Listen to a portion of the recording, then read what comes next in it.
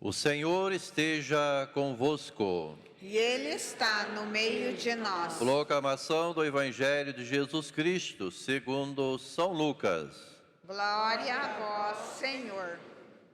Naquele tempo disse Jesus: Ai de ti, Corazim, ai de ti, Betessaida, porque se de Tiro e Sidônia tivessem sido realizados os milagres que foram feitos no vosso meio, há muito tempo teriam feito penitência, vestindo-se de cilício e sentando-se sobre cinzas.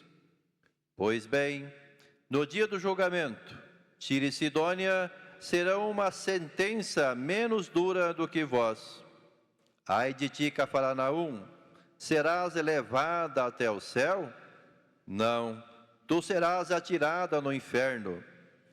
Quem vos escuta, a mim escuta, e quem vos rejeita, a mim despreza. Mas quem me rejeita, rejeita aquele que me enviou. Palavra da salvação.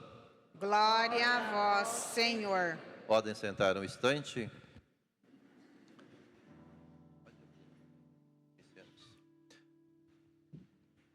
Durante o ano, nós como católicos vamos celebrando dias ou datas relacionadas aos santos, homens e mulheres que morreram pela fé, deram a vida por Cristo e foram canonizados ou reconhecidos pela igreja que estão no céu. Santo é aquela pessoa que está no céu. Alguns foram reconhecidos canonicamente, como agora há pouco tempo, né, aquele jovem Carlos Acutis, que foi reconhecido que está no céu, através de comprovação, né, de milagres que aconteceram. Então, normalmente celebramos um santo, ou talvez até mais. Hoje lembramos 30 santos que foram mortos no Brasil, juntamente 2 padres e outras pessoas que estavam pregando o Evangelho e foram atacados pelos holandeses lá no Nordeste e foram mortos por causa da fé. Só vou ler aqui para vocês, então, para vocês conhecerem um pouquinho dessa história.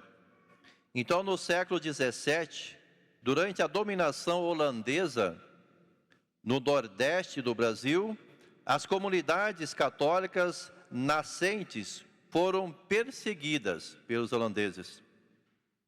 No Rio Grande do Norte, alguns fiéis da paróquia de Cunhaú, juntamente com o seu pároco, o padre André de Soveral, foram mortos durante a celebração da Santa Missa, no dia 16 de julho de 1645. Outro grupo de fiéis de Natal foi trucidados às margens do rio Uruaçu, juntamente com o pároco, o padre Ambrósio Francisco Ferro, no dia 3 de outubro do mesmo ano. Entre os mártires, os 2 padres, havia um casal, 14 adultos, 8 jovens e 4 crianças. As últimas palavras do leigo Mateus, um dos que foi mortos, ao lhe arrancarem o coração, fizeram isso com ele, ele disse assim, a hora que estava arrancando o coração dele: louvado seja o Santíssimo Sacramento. Por isso, com a aprovação da Santa Sé, a CNBB o declarou patrono dos ministros extraordinários da comunhão eucarística. São João Paulo II, ao beatificá-los no dia 5 de março de 2000, chamou-os protomártires do Brasil. Foram canonizados em Roma pelo Papa Francisco em 15 de outubro de 2017. Então, só para conhecermos um pouquinho dessa história dos santos de hoje, 30 santos, 2 padres, outras pessoas leigas, adultos, e 4 crianças foram mortas pelos holandeses por causa do Evangelho. Os santos, para nós, são exemplos de fé. Então, eles morreram pela fé, entregaram a vida por Jesus Cristo. Esta comunidade dedicada a Nossa Senhora Aparecida, a nossa catedral, está festejando então, ou se preparando para festejar o grande dia dela, de Nossa Senhora, a Mãe de Deus. Em outras partes do Brasil está acontecendo também. Lá na minha paróquia tem uma capela também que é dedicada a Nossa Senhora Aparecida. Hoje também iniciamos uma novena lá, rezando, se preparando para celebrar o dia dela, de Maria Santíssima, com o título de Nossa Senhora Aparecida. Deus é Trindade, Pai, Filho e Espírito Santo. Deus sempre existe. Podemos falar a palavra Deus sempre existiu, mas se falar a palavra sempre existiu, talvez não é bom, mas Deus existe.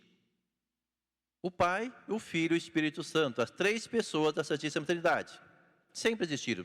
Não existe, Deus não é criado, né? Deus não é criado. Uma vez perguntaram para uma senhora assim, quem é maior do que Deus? Ela disse, maior do que Deus é o Pai Eterno. Não tem Pai Eterno, né? Pai Eterno é Deus. Se existe alguém maior do que Deus, sempre vai ter alguém, um maior do que o outro. Então não existe ninguém maior do que Deus. Deus criou o ser humano. Antes disso, Deus criou os anjos, seres espirituais, pessoas espirituais. Entre eles, aconteceu lá uma confusão e alguns decidiram não amar a Deus. Se tornaram então os demônios. Os demônios são anjos decaídos, anjos que se revoltaram contra Deus. E o maior deles, Lúcifer, que era o anjo mais belo, mais poderoso que Deus criou. Mas eles, pela liberdade, resolveram se revoltar contra Deus. Depois Deus cria o ser humano, homem e mulher. Deus os criou. Tem simbolizado então por Adão e Eva, os nossos primeiros pais. Adão e Eva, também na liberdade, foram tentados agora pelo diabo, que tinha se tornado o diabo, e eles também pecam contra Deus. Adão e Eva pecam contra Deus. Pecado do orgulho, pecado da vaidade, pecado de querer ser que nem Deus. Pecado de não ouvir a Deus e ouvir ao demônio. Agora Deus castiga a humanidade. Você vai ter que comer do suor do teu trabalho. A mulher vai sofrer as dores de parto agora. Não sei como seria a criação da humanidade, né? Deus ia fazer de outra forma, mas agora a mulher vai ter que sofrer as dores de parto. Diz que é muito dolorido, né? Um parto, né? Diz que a mulher sofre muito. Mas enfim, agora o homem está condenado. Falando homem, quer dizer humanidade. O homem está condenado agora ao pecado. O homem se afastou de Deus. Agora, Deus vai destruir a humanidade? Não. Deus amou e ama tanto a criação, a humanidade, que Deus quis salvar essa humanidade. Quis salvar o homem. Então, o que Deus faz? Deus faz todo um planejamento para enviar o seu Filho aqui na terra, Jesus. A segunda pessoa da Santíssima Trindade. Então, Jesus prepara uma mulher para ser a mãe dele. Deus sempre existiu e Deus é espírito. Deus não tem corpo, como os anjos não têm corpo, ou não têm corpos. Agora, Deus prepara uma menina chamada Maria, porque Deus quer enviar o seu filho a este mundo, para que esse filho se torne um humano como nós, um homem como nós, tendo corpo. Então Deus envia um anjo que anuncia a Maria que ela ficaria grávida pela ação do Espírito Santo do Filho de Deus. E Maria aceita. Eis aqui a serva do Senhor, faça em mim segundo a sua palavra. Vamos dizer de uma forma bem simples, não teológica, nada. Jesus desceu do céu em espírito e passou a habitar o ventre de Maria. E Jesus então, Deus passa 9 meses no ventre de Maria. Por isso que dizem que Maria é o primeiro sacrário, né? Onde Deus habitou. Quando nós fomos concebidos, ou quando uma criança é concebida, quando mais ou menos, eu não sei direito essa questão, que essa é a questão de de saúde, né, de médicos, quando acontece lá a junção das sementes do homem ou do pai e da mãe, acontece ali a concepção. Deus dá a vida, Deus dá uma alma. Agora é uma pessoa. No momento exato da concepção, se torna uma pessoa, um filho de Deus. E aquela alma passa, vamos falar de uma forma bem simples, passa a ser encapada com um corpo, passa a ser gerada num corpo. E quando aquela criança nasce uma criança de corpo e alma. Depois, no final da vida, o corpo morre e a alma vive, continua vivendo. Jesus, então, sendo Espírito, ele vem e habita o ventre de Maria e passa a ser gerado num corpo. Num corpinho dentro do ventre de Maria. Depois de 9 meses, ele nasce Deus do ventre de Maria com um corpo humano, Deus encarnado. Agora Deus tem um corpo. Por isso que dizemos, e até no tema de hoje, Jesus é homem e Deus. Teve uma discussão uma vez na igreja, no início da igreja, que uns diziam assim, Jesus é Deus. Não é homem não, só é Deus. Alguns diziam, não, ele é só homem, não é Deus não. É só um homem bom, um homem espiritual, mas é um homem. A igreja diz, não, Jesus é Deus e homem. Jesus é Deus e homem. E depois sabemos toda a história que Jesus passou pela cruz, foi morto na cruz e ressuscita no 3º dia. Como a ressurreição, o que é a ressurreição? Também vou falar de uma forma bem simples. Até hoje, a princípio, só 2 pessoas ressuscitaram, que são Jesus e Maria. Então, todas as pessoas que morrem não ressuscitam imediatamente. Elas morreram, o corpo separou da alma, a alma separou do corpo, o corpo foi para o cemitério, vai virar pó e a alma vive, continua viva, no céu, no inferno ou no purgatório.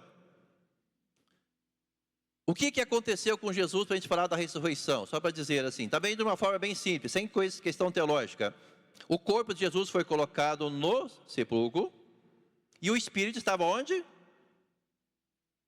Pai, em tuas mãos eu entrego o meu Espírito. O Espírito voltou para junto do Pai. No 3º dia, no domingo de manhã, bem cedinho, vamos dizer de uma forma simples, não é teológica, não é assim uma forma bem teológica, para a gente entender. O Espírito de Jesus desce e habita o corpo novamente lá no sepulcro. Nessa habitação acontece uma transformação, a ressurreição. O corpo é transformado, transfigurado, agora num corpo glorioso. Agora Deus tem um corpo, sempre será assim. E Jesus está no céu de corpo e alma, corpo ressuscitado. Isso vai acontecer conosco também um dia, nós também vamos ressuscitar um dia. Então não é correto dizermos que a pessoa morreu e ressuscitou, não. Quem morre não ressuscita, vai ressuscitar no fim dos tempos. Quando acabar o mundo, vai acontecer a ressurreição dos vivos e dos mortos. Rezamos isso no credo. Então, quando acabar o mundo, as almas vão tomar o seu corpo novamente. Daí sim o corpo ressuscitado, um corpo não mais de carne e osso, não mais de sofrimento. E nós vamos viver no céu, tomara, né, de corpo e alma. E tem um detalhe também, quem for para o inferno, também vai estar no inferno de corpo e alma, ressuscitado no inferno. Porque ressuscitar não significa salvação. Salvação é diferente de ressuscitar. Porque, não sei se tem alguém no inferno, mas pode acontecer, então na ressurreição de alguém ir para o inferno, vá para o inferno de corpo e alma. Porque no dia da ressurreição, o que disse Jesus? Diz o Evangelho, os anjos vão separar as ovelhas dos cabritos. A ovelha lembra a pessoa boa, que está salva, e o cabrito lembra a pessoa má, que vai para o inferno. Diz o cabrito, não sei quem conhece, quem lida esse bichinho, ele é um bichinho mais atentadinho, né? O cabrito, né? Não quer dizer que o cabrito é do inferno, é só uma comparação que Jesus fez, que o Evangelho faz, né? E então, no dia da ressurreição, alguns vão ressuscitar e ir para o céu, de corpo e alma, e alguns vão ressuscitar e ir para o inferno, de corpo e alma também. Mais ou menos isso. Então, só para dizermos que Jesus é Deus e homem, e Deus hoje tem um corpo lá no céu, junto com Maria. Maria também tem um corpo lá no céu. Maria está no céu de corpo e alma. Por isso até que a gente, nas aparições, nós vimos Maria, porque quando tem corpo dá para ver, né? Espírito a gente não se vê. Então Maria apareceu em vários lugares, né? E lá era vista, porque Maria tem corpo. Em Aparecida, Maria não apareceu. Em Aparecida foi achada uma imagem dela, né? Até que foi trazido a réplica aqui, lá foi achada uma imagem. Mas Deus se manifestou em Maria através desta forma. Peçamos a ela, a Nossa Senhora Aparecida, que interceda por nós e por essa comunidade. Louvado seja nosso Senhor Jesus Cristo. Para